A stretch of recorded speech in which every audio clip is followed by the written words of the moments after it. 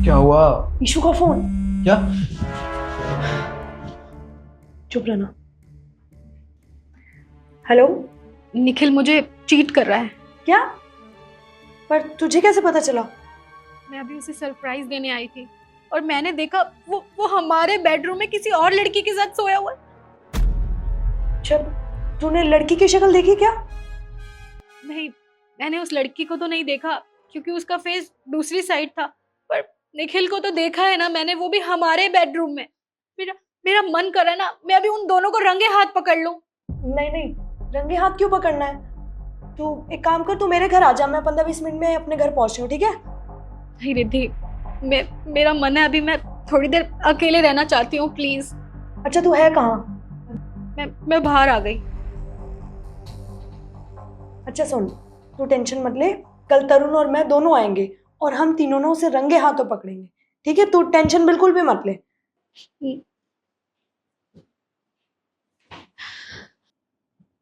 क्या हुआ? क्या कह रही थी वो?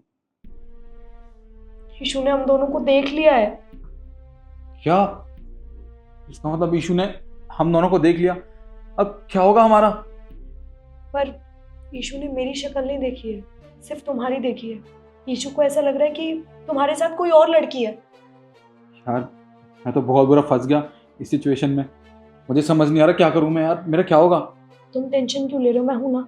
एक काम करेंगे, सुबह जब ईशू यहाँ पे आएगी तुम्हें रंगे हाथों पकड़ने, तो ऑब्वियसली मैं यहाँ पे नहीं दिखूंगी, मैं तो तरुण के साथ होंगी।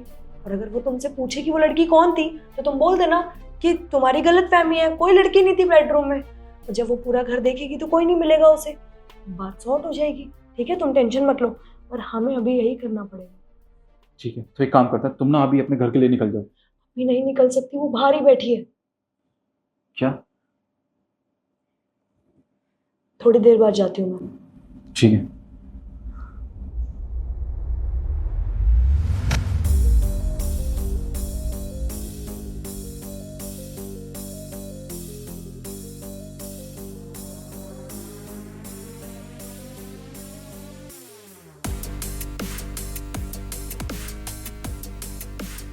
तरुण, तुम यहाँ पे क्या कर रहे हो?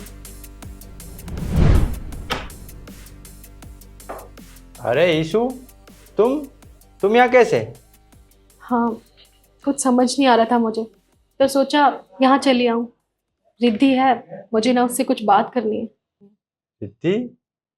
उसका तो रात को मेरे पास फोन आया था, कह रही थी कि तुम्हारे साथ ही रुकेगी। क्या रात को मेरे यहाँ रुकेगी? हाँ। तूने लड़की की शक्ल देखी क्या? नहीं नहीं, रंगे हाथ क्यों पकड़ना है? तू एक काम कर, तू मेरे घर आ जा, मैं 15-20 मिनट में अपने घर पहुंच रही हूँ, ठीक है? देखिए, आखिर मेरे प्यार में कमी क्या रह गई थी जो तुम्हें मेरी बेस्ट फ्रेंड के साथ मिलकर ही मुझे इतना बड़ा धोखा दे दिया? तुमसे मैंने इतना प्यार किया, इतना भरोसा किया, और बदले में मुझे क्या मिला? तुम दोनों का ही ये अफेयर। तुम्हें शर्म आनी चाहिए थी।